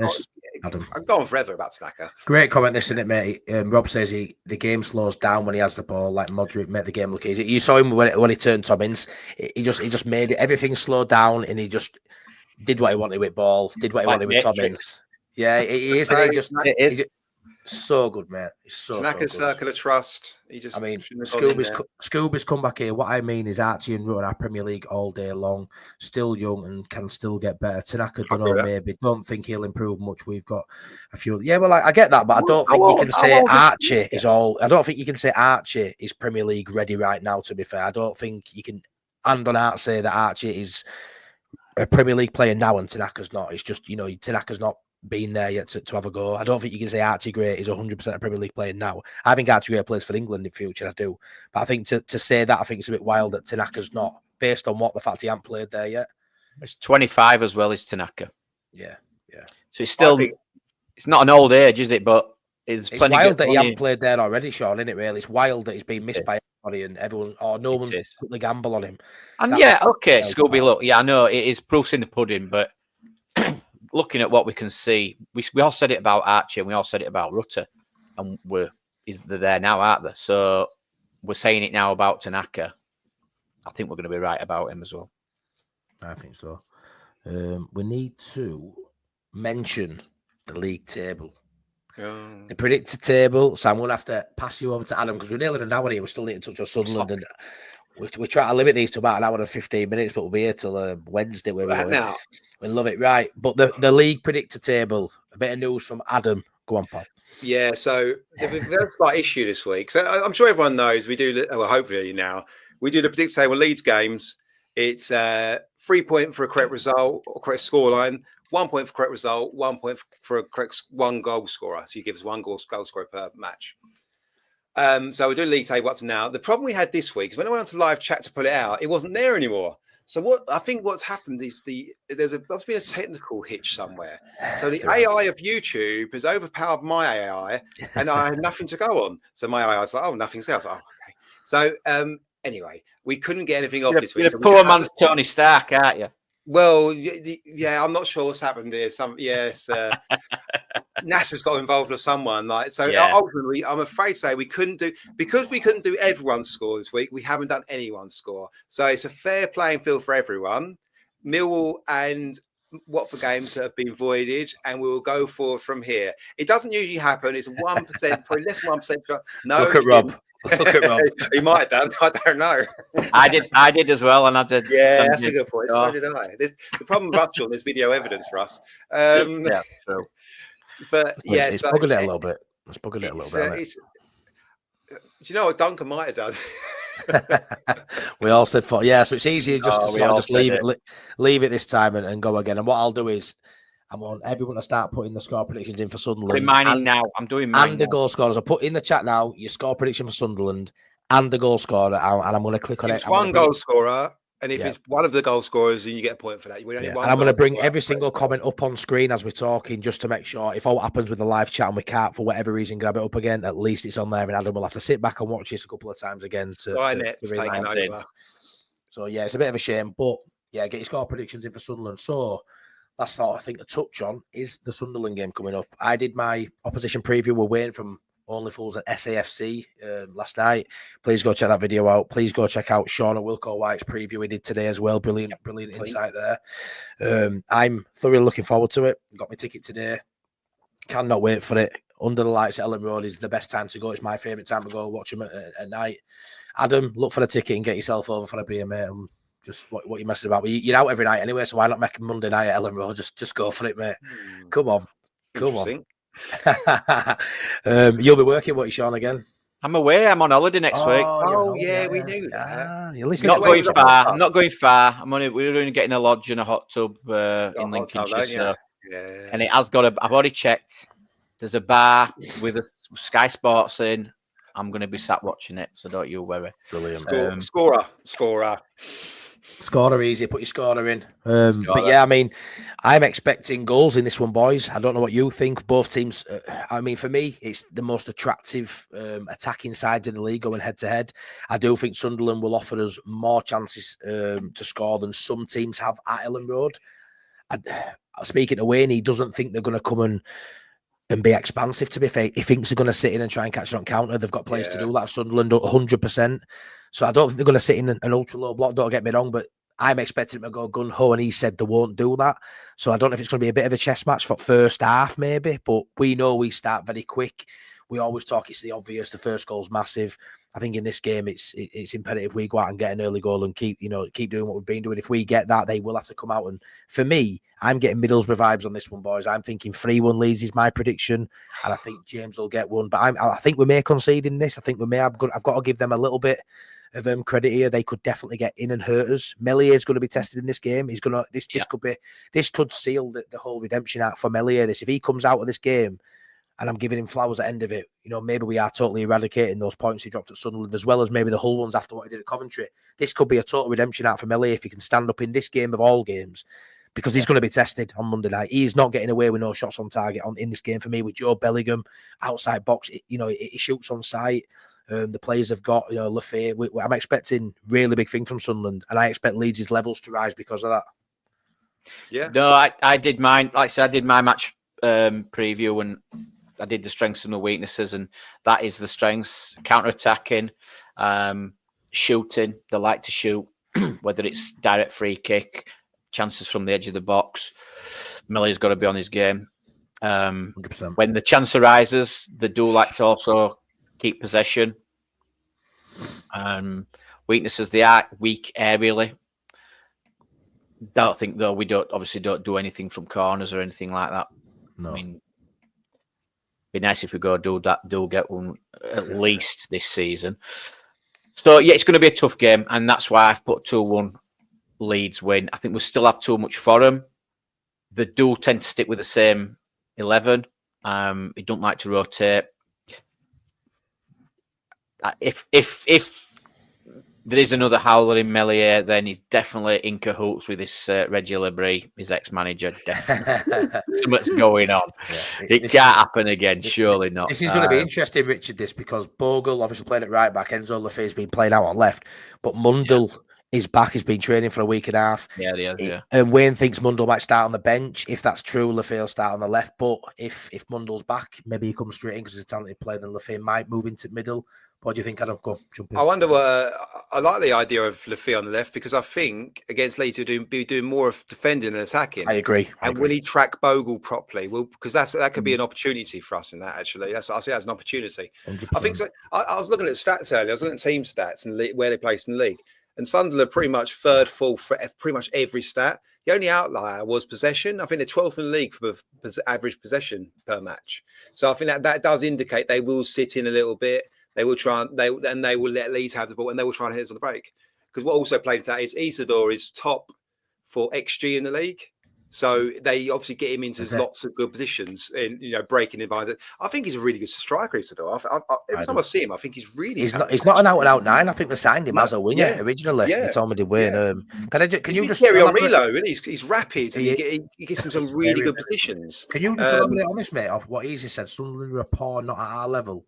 Does that because they're not at our level, Adam? Does that make them poor though? Because I don't think they're poor, but I agree they're not on our level.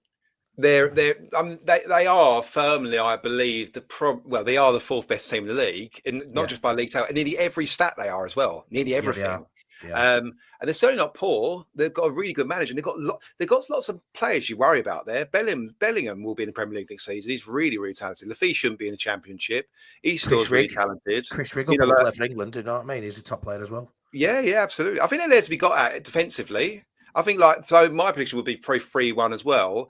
I'm so confident. I was on the treadmill earlier. I was thinking about this. I was 3-1 and I was pro and I'll go with that. But I was so confident that I thought maybe Sunderland will win 3-1 because that point where you get too confident with Leeds United, they bite you in the bloody arse. That's where we're all at now.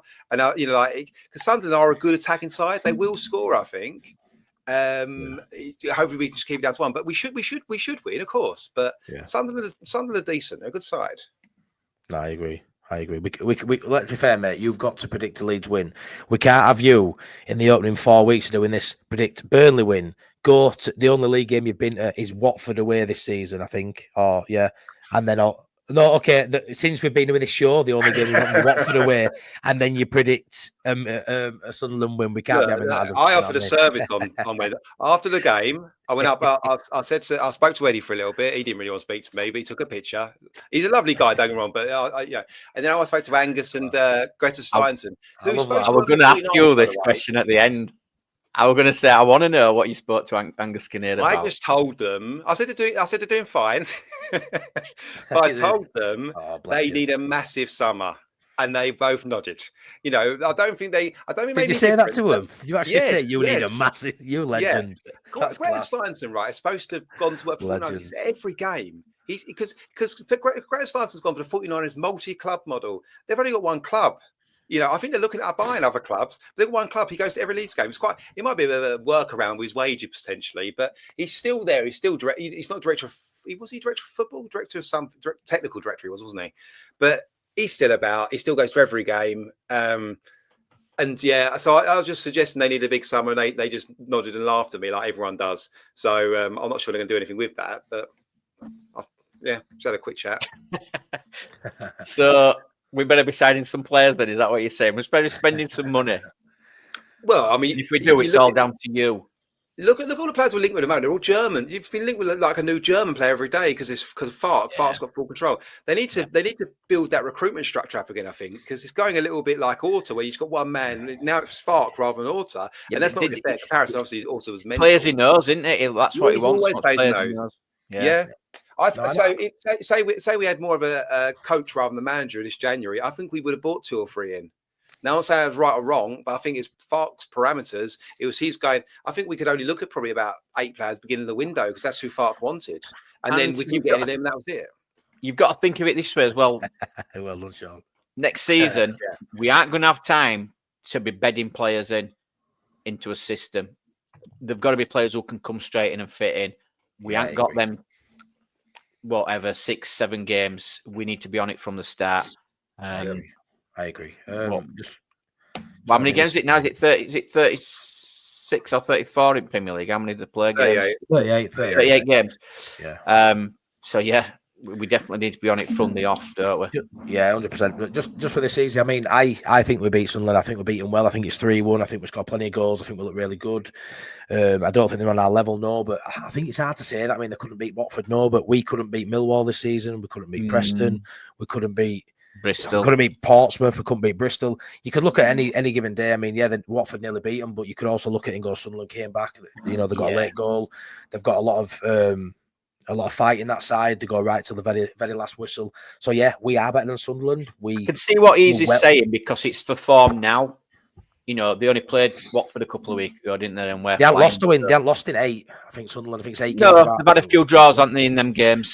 Conceded the draw goals as well, haven't they? So I think I just rate them as a side at this level. I don't think they're nowhere near Leeds, but for me, Leeds United currently now, I think are a Premier League team playing in the Championship. So I think we are head and shoulders above everybody. And I actually now, in where I feel now, I think we'll win the league with 4 games left. I'm that confident, so I agree. Easy, we're far and above, better than all these sides, but that doesn't mean we win every game. It doesn't. I don't think we'll lose again, but it don't mean we'll definitely win every game just because we're the better side. Otherwise, we'd have won 46 out of 46, won't we? We can't lose this game for me.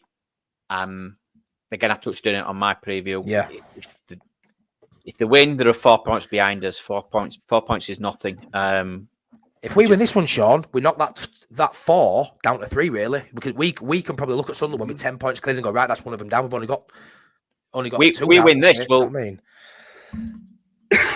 If we win this, we'll be how many points in front? Is it 10 points in front of Sunderland? If we beat Sunderland, we'll be 10 points in front of them. So we can rule them out. We can rule them out. Yeah. That's what I'm saying. And if we don't, and they win, it pulls them back in again, and it's someone else to think about. Where really, then we only have to concentrate on Sheffield United and Burnley.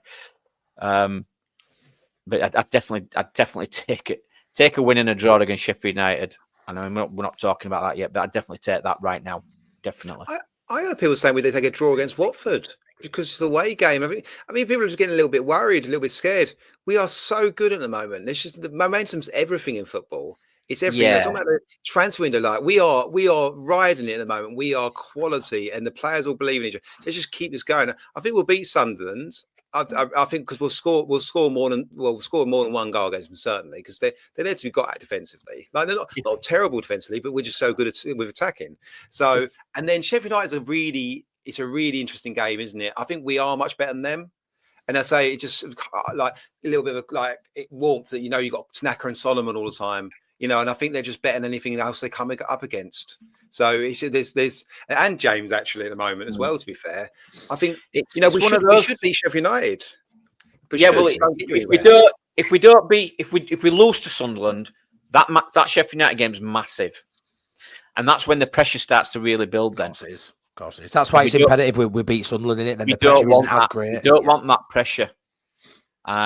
It's not. Yeah, I mean the BS spiral. We lose against Sunderland, then people start speaking about transfer window again, don't they? And it all just spirals into a load of shite, a big pile of shite that we all get involved in and talk about. Like, let's just beat teams and just keep it going. Like, because we're all. That's what we want. One injury, everything gets dragged in. It's really tough. Like, this is the high. We're on the high. Let's just keep it up there. I know it's easier said than done. But that's what the players will be saying to you. That's what the manager will be saying to them. I'll take 1-0 for the rest of the season. I'm happy. Yeah, 100%. 100%.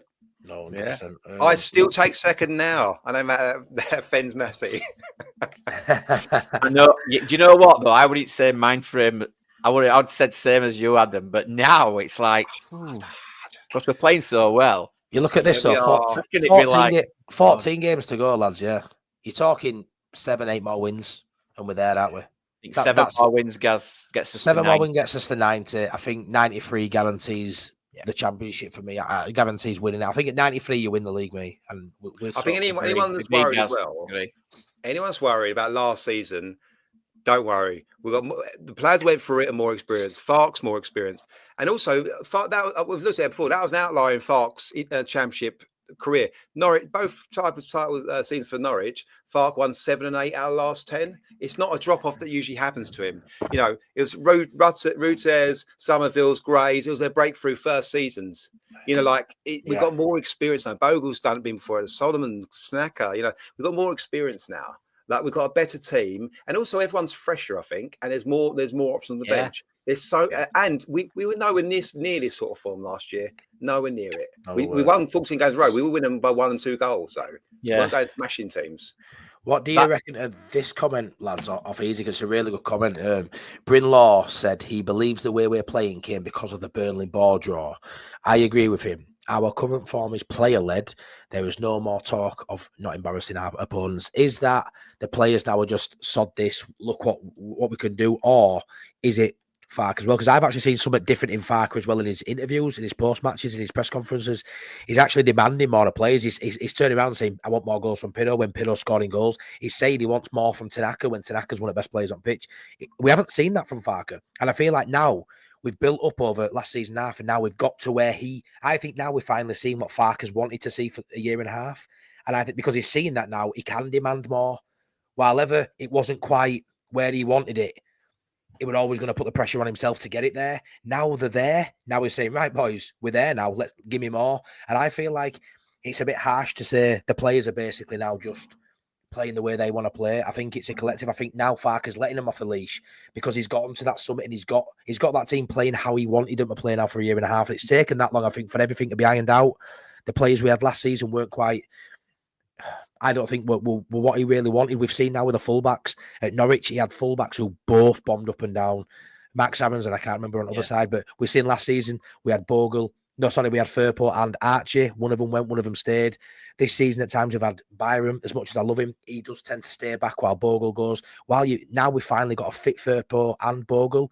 It gives Farke the option to really play the way he really wants to play, and I think that's probably more why you're seeing this all-out attacking football a lot more than just Farke than just the players going, yeah, we'll do what we want. Do you know what I mean, lads? Is that fair? It feels to me like so much change, though. So much change. The players just know where everybody is all the time. Do you know what I mean? They could play with their eyes closed and they'd still create a chance. It's one of those. It's wild, but they're just everyone's where they need to be all the time, and the system. I wasn't so sure about it at the beginning of the season, but it's really growing on me, and I love it how offensive we are and how solid we are at the same time, and it's just got everybody on board with it. And like I said, there's a lot of them. Well, most of them, they're playing best football they've ever played. You can look at Bogle. I think he's stepped up a level. Dan James, we've already touched on. Gruev, Tanaka. Solomon's coming back in from a long-term injury. He's back to the levels that we know he can play at in the Championship. Pirro, next level. Go through the team. Firpo being fantastic for past 2 seasons. That's down to Daniel Farke for me. I'm just loving everything about it all at the minute. Players and the manager and the club. So I think Bogle is a massive difference from last season. Huge. He's a Archgrave for all he's good, his ceiling and everything else. He was a centre midfielder playing right back, and I know if they centre back, he's not a centre back. He's not. Eventually will be that centre midfielder, but Bogle just gets the role, and he's so dynamic. He's so quick. Bogle. He's so fit. Like it's all underrated things. He just gets around the pitch, and he's got 6 goals and assists, 6 goal contribution this year. Graded 2 all last year, I think. One was deflected one against Leicester, and he plays centre midfield a bit as well. So Bogle's made a massive difference to the team, huge. Yeah, 100%. Yeah, and it's the goals we're scoring as well. I mean, they say that goals breeds confidence. Yeah. As soon as we go 2-0 up against Watford, that's the pressure off, lads. At the minute, we can just go about doing this thing. The pressure's off. Long may that continue. You think, lads, we've got both fullbacks this year are coming up with goals and assists. More assists than goals, but both fullbacks. You've got midfielders scoring, looking more threatening. Rothwell looks more threatening to score than what anyone did. Tanaka has scored a couple more assists than what Kamara got, what Gruev got. Rutter, lots of assists last season, but Aronson hasn't done bad for his GNA. As wingers, all of them have got decent return. All 4 of them have got a decent return, to be fair. I mean, you think how many, didn't get much opportunities, and that's probably a massive reflection on the quality of Jay Danfield last season. Not really given minutes. Obviously, he isn't going to get many GNA for that reason, but you look at our depth. Ramazani's got a few goals, a few assists. Donto's got same. Matteo Joseph has struggled, but luckily Pirro has got 20 already. He's probably going to get 30 GNA or close to mid-20s, 30 GNA by end of the season. There's goals and assists from all over the pitch. We didn't have that last season. It was Somerville and Pirro, really, and Rutter with his assist. There weren't much last season. Now it's everywhere, lads. It's everywhere. And if you imagine if we were scoring from corners and set pieces, Rodon and Striker or whatever, Ampadu chipping in with a few goals. We'll be winning World Cup, won't we, pal? We'll be off scale, mate. But just off the scale. That's my head in that call. And even as centre midfielders aren't scoring as many as maybe they should. But it don't matter. We've got players all across that front line. How can we not do better corners? How can we not train the centre backs to make actual logical runs that are timed? So when they jump, they're somewhere near the ball. Like kick the ball there, and then you run there and you jump and try. Because Adam, the delivery's been better this season. Yes, the delivery's been a lot better. The delivery's been good, but we don't look any more friendly. There. It's like he just puts it somewhere, and say just like go over and go right. Where are you going to put it? Right, that's where I'll go. Let's be fair. They're never there. Rothwell, if you have decent players who can attack the ball from corners, Rothwell's probably decent for 5 or 6 assists just from corners because his delivery. He's the best I've seen in a long time. By the way, again, that's another. Like I said earlier about step overs. It's another thing that's gone out of football. Like, there's not many centre backs in even Premier League. You go, wow, he's really good at attacking the ball. Hardly any. True. It's not a thing really anymore. Probably Van Dijk's all it one really. Van Dijk as well, but obviously, I get what you mean. It's not something you look at and go, that centre half gets 6 goals a season from. You don't have it. Not like we used to have back in day. To be fair, no, absolutely. No, but you look at the Sunderland squad, Matty. Yeah. And their centre halves have scored, maybe 2 or 3 goals each. Do you know what I mean? So it is important, but we don't need it this season. We haven't needed it. On the Arsenal one, that's genius. So they go back post, they go beyond their back, and then they run at the ball as it comes over, right? So it's easier to time your run if the ball's coming at you. Rather than when it comes across you, because that's a tougher thing to do. So you've got more scope to where you go to, and more time. Where it's such a simple tweak, and I know it's designed really to confuse the defense. But it's such a simple tweak that works. It's just so smart. You know what? I used to obviously. I used to coach a girls' team, and I used to say, a bit like the when they used to line up in the line. Bielsa did, didn't they? Yeah. And I'd always say, just line up at the back post. So line up at the edge of the ball at the back and run onto the ball. Yes, so give yourself that angle. Yeah, give yourself that angle, and you'd also facing the ball. Yes. The number of times I know it were only bloody amateur rubbish play, but the number of times it worked were amazing. You'd like to see Leeds try, wouldn't you? You should have like 4 or 5 players running into the box towards the ball. Yeah, it really worked, did that, but. Yeah, what do I know? Rob, Sunderland do push their wing backs up. It's Trey Hume, I think, on right, and Sirkin on left. It's going to be a really good battle between fullbacks because they're very similar to us. They like to get forward as well, so that could be where games would have lost. Who wins that battle down the flanks? I think Trey Hume's got the most assists for them this season, I believe. I think he has. I think Sirkin's only got 2, which is quite low for him. But I'm sure Trey Hume's got 6 or 7. 5 or 6. I think it's 6. I think he's a really good player. I like them both, to be fair. I really like Sirkin at left back as well for them. They've got some really, really dangerous players. Not as good as our dangerous players, don't get me wrong, but they are definitely a side that I'm looking forward to watching at Ellen Road, 1,000,000%. I've started a few comments, lads. So let me just get through them. We'll try not to elaborate too much. Big question from Rob Brookett is, if we beat Sunderland, is that the top 2? I would say it's too early to say that, but if we beat Sunderland and Sheffield United, I would say it is. 1,000,000%. By the way, quick on that, if we beat Sunderland and Sheffield United, and Sheffield United have got to play Burnley still, so one of them two has got to drop at least 2 points in that game. So, or both of them drop 2 points. So that's quite big as well. Yeah, 100%, mate. Angela says, evening, everyone. Great chat. Feeling excited, nervous, and really positive for Monday. I feel so proud of our team and manager. They're all united on great. And yeah, Angela, to be fair, that's something I'm taking out of it right at the minute. I'm really proud of the boys and proud of the manager. I'm beaming talking about Leeds United at the minute. It's a really good feel factor, and that's credit to the lads. It was good last season, but this season's took it to a whole new level. They're absolutely smashing it at the minute, and yeah, it's just a really good feel at the minute, isn't it, boys? There's no negative you can even say about Leeds United at the minute. It's just really good. And when Leeds United are playing well, our lives seem to take an upturn in everything just feels better, doesn't it, boys? Absolutely, 100%. When they lose, I wake up in the morning, it's just first thing I think about every single time. But the win is the first thing I think about. So it's when you wake up with smart or not, absolutely. 100%. This is a good one here, what Danny put in earlier. He did a Farker VBL, so 11 right quick. He put Melier. But so Melier over... well, Melier, innit? Melier. Bogle over... right back. Ayling. Rodon White, Cooper, Strout, Firpo, Alioski, Sean Bogle. Phillips Ampadu.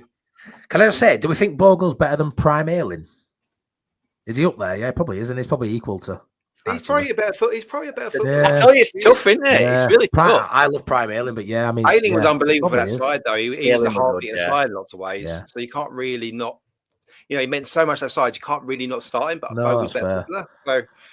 Firpo, Phillips, Tanaka. Yeah, I tell you what, that's a decent mix, that, isn't it? When you look at that side there, that's a shit team, Danny. Danny, wouldn't you have Pirro in over Bamford though? I would. Easy, of course, yeah, definitely. I would. He's got Pirro in there, hasn't he? Yeah, he has. He's got Pirro in there. Has he? Yeah. Oh, sorry, yeah. Apologies, Danny. Apologies. I'm just going to try and get through this. I don't think. Would you not over that? Yeah, not over that season. You'd have Bamford that season. Went and scored 17 goals in the Premier League the season after. He was a good footballer then. Yeah, he was. Yeah, I get that. Easy said earlier, Watford were poor against Sunderland, but Sunderland were just as poor. I won't be surprised with 4-0 win against Sunderland. I think they're overrated. No, I don't think if we won 4-0, I don't think anyone would go, oh, we'll be shocked. That could happen very easily. I agree. 100% I agree. I wouldn't be shocked at all. A quick one here for you guys. Do we keep Melly in the Premier League? Farker seems to be backing him to the hilt. I'm starting to think we will, I'm starting to think we will. Yeah, and you're okay with it now, aren't you? You're okay with it. No, I'm not. I don't be fair. I'm not. But yeah, it's number 2 for me. Recency biased in it now. It's like you look at it now and you go, we're all such simple people. Like he's kept a couple of clean sheets and made some plays. Yeah, it's class again. I like him again now. I'm like, I like him now. We'll say yes until his next howler. No, we'll be This is a quick one. I'd keep him for number 2 and definitely get another goal. This one I thought was interesting as well, which I don't really agree with. So I think we're talking. Someone mentioned about pace as centre half. So Scooby says, not sure if centre half pace will matter when we go up. Leicester won with Hoof. Now and he was slow. They sat deep with Vardy and Mahrez. Will be similar. I think you do need pace as a centre half in Premier League. I'm not too sure. I mean, there is centre halves like that's an example where he didn't have pace and it works. I prefer a centre half with pace. They're going to be playing against some quick pacey wingers. And what do you think, Adam? Do you think it's crucial? Because I think Rodon is a bit of a cheat code when it comes to his pace. I think he could be great in Premier League. I'm not sure how deep Fark will play either. I don't think he'll sit back on the edge of the box all game. But I think he'll push on sometimes. So that we do need pace and centre back. I think so. I think actually we might need to replace Strauch. If we need to pay because he got found out with his pace a little bit in the Premier League last time, as did Firpo. That's why we need to replace Firpo as well. Like physicality and how athletic you are is crucial in the Premier League. You've got to have athletic players. You can't have the other team having 11 quicker players than you. You're not going to win the game. No, true. And it's not just quickness. You've got to be clever. Defenders in the Premier League, you need to be clever. Is Rodon ready for that? I'm not sure. I've yet to see it, so until I see it, I'm not going to comment on Rodon. Spurs fans, you ask any Spurs fans, they don't think Rodon's a Premier League defender. They've seen more of him, but that was obviously old Rodon. But exactly, he's had a couple of more years to mature. He's played a lot of football now. He's found a home. We're going to give him a go, so hopefully he's going to come good. On the speed of centre backs, it's crucial in terms of how fast they are, is how deep you want them to be. I know there's pressure on the ball, etc. That's crucial, but you do build your team a little bit around how fast your centre backs are. It's a really important element. So they don't have to be rapid, but because some people are quick off over 3-4 yards. Sometimes you get over 10-20 and they can't. They build up pace and then they're not quick enough. But it's I think you can go away like John Terry. You can go away with slow centre backs, but you have to build the team in a way that works for them. John Terry, if you ever got played, John Terry played 3 in the back, played left centre back. He would look like the shittest defender you've ever seen. He would have been dragged wide all the time, and he would have been walked around by everyone because you build it around him. Or you play him alongside someone who is quick. That's what they used to do as well, wasn't it? So you'd have one covered in all the time. But even like the way they play offside traps now, it's all very. You're absolutely right. They used to go one and then one would just drop off. Now it's all very flat lines and up and down with it, isn't it? So you had it with Cooper and Ben White. Ben White was a very fast defender, wasn't he? And we had that in the Bielsa squad. So Yeah, 100%. That's what probably need. Look at this one. So yeah, Michael mentions about his form last season. That when we went on, we had Ampadu and Rodon because of Pascal's injury. Leeds' best form of the season is Ampadu playing alongside Rodon, and it's hard because we're seeing it again now, aren't we? But I said last season, and I don't know if you guys agree with it, I still think we'd have gone on that run myself if we'd have had Strout there. I just think sometimes you click into gear at a certain point. These games we've won now, if Strout could play an Ampadu were in midfield instead of a Rothwell, say, against Cardiff, or instead of Gruev away, do we not win those games as well? I would argue we would. I think sometimes it's easy to look at it and go, our run now is pretty much the same as last season. It's the same sort of time. We're on a decent run again after January.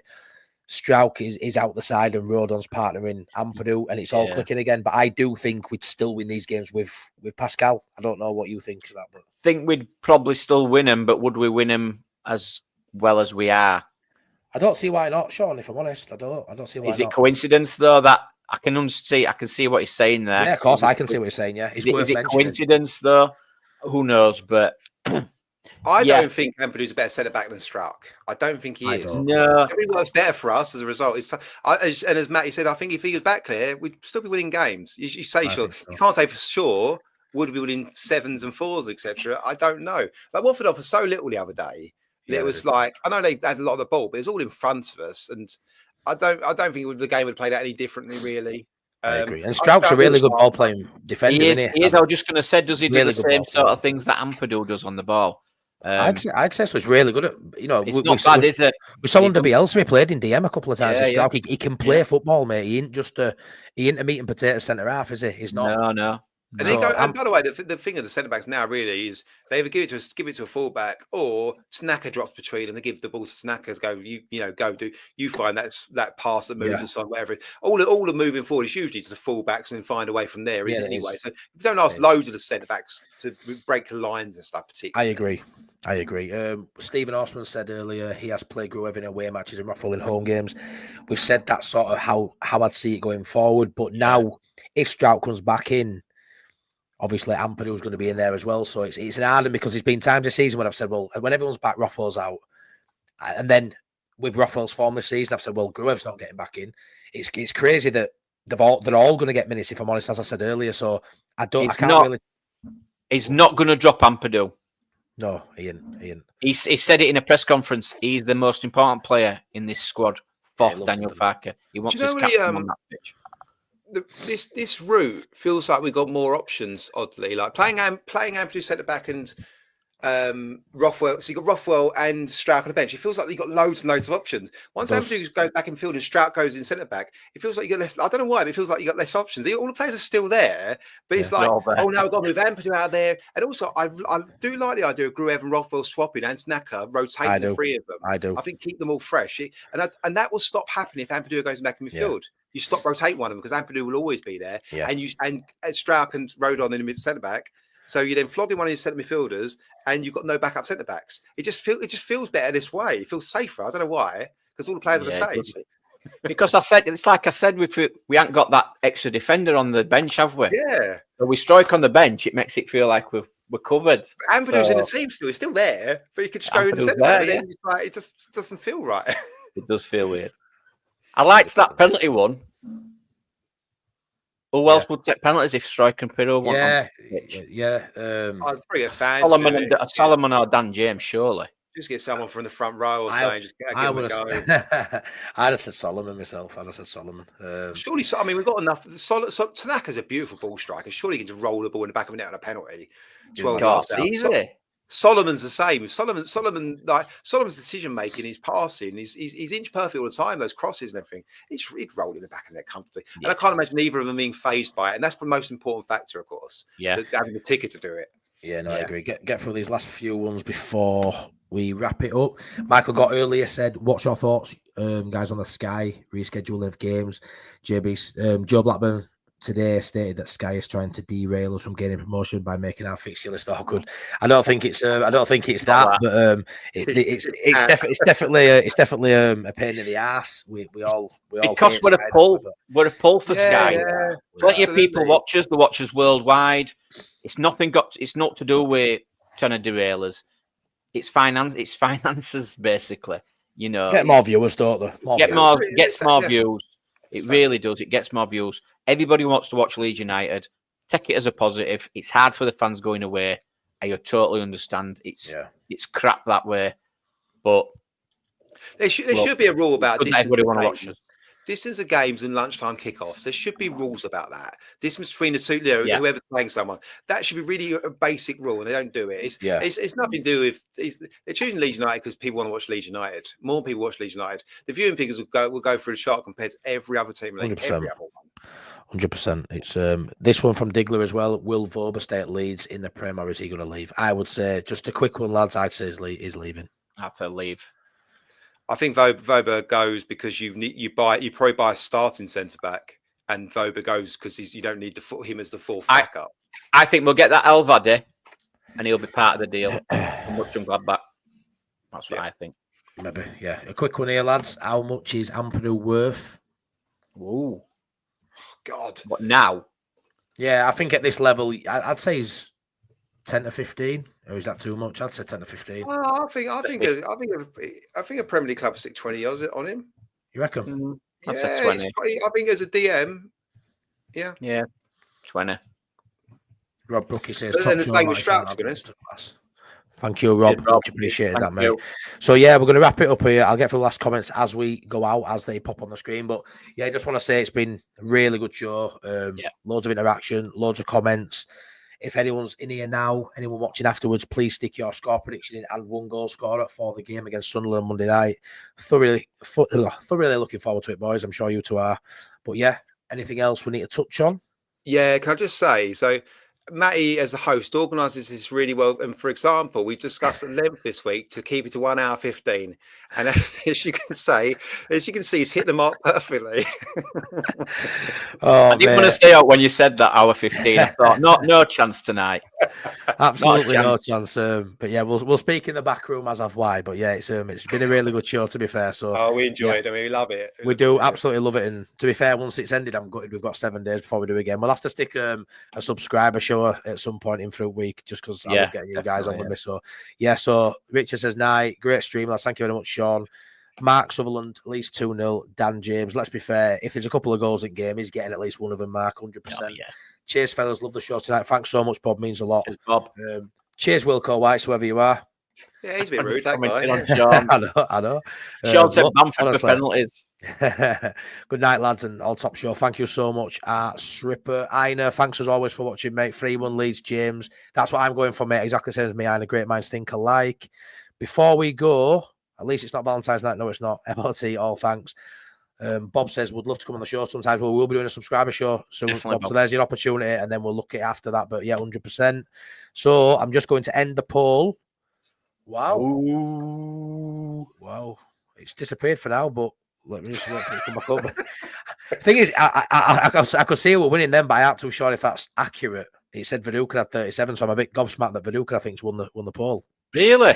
Wow. Yeah, as I clicked end, Viduka had it on 37. I'm hoping it'll sort of come back up now, totally refreshed. But yeah, I think it was Viduka who won it. It seems as I click end poll, it disappears, but then it comes back later on. But yeah, he won 37% of the vote. Viduka. Oh, hold on. Yeah, Viduka. So Olivier Decor got 6%. Gary Kelly got 21%. Radaby got 34%. Mark Viduka got 37% of the vote. If I hadn't have had Radaby, I'd have voted Viduka, definitely. Wow, I tell you what, I don't like that show. What Viduka won, it's just great. I know with Gary Kelly on there, with Radaby on there, but Viduka, it was so good. Like, Radaby robbed. It's going to be a good one. It was you, chat, that decided. It might not be you personally, Ina, but as a collective. So yeah, I'm happy because that's when I can. I voted for Radaby. I can talk about Viduka because I remember it like it was yesterday. All the other winners of our polls have been a bit before my time, so I might even break into this one on next Friday's show. So I'm really happy that Viduka won that. But yeah, let's be fair. When we put 4 decent players on there from a Leeds era, any one of the 4 can win. We love them all, and they're all up there for that reason. You're never going to see one that says Noel Hunt and Luke Vardy, so don't worry about it. Robert Molinar next week. These two won't let me do Robert Molinar. Sean's one. Let us know in the chat, and we'll have a look at it afterwards. 3 other players at Robert Molinar's level, because we can't be putting in with Radaby and stuff, because we can't have no one with 0 next to the name. That wouldn't be fair. But yeah, anyway, just wrap it up. We're getting away now. Thank you so much. Tick on the likes. Yes, please stick a like. Please subscribe. please go over to Sean at Wilco Whites and subscribe there, please, as well. We haven't got Danny tonight. He must be sleeping. He usually sticks the links in the chat. But please check out Sean at Wilco Whites, as always, and we'll catch you on the next one. Take care, everyone. Thank you so much. Bye-bye, everyone. Cheers.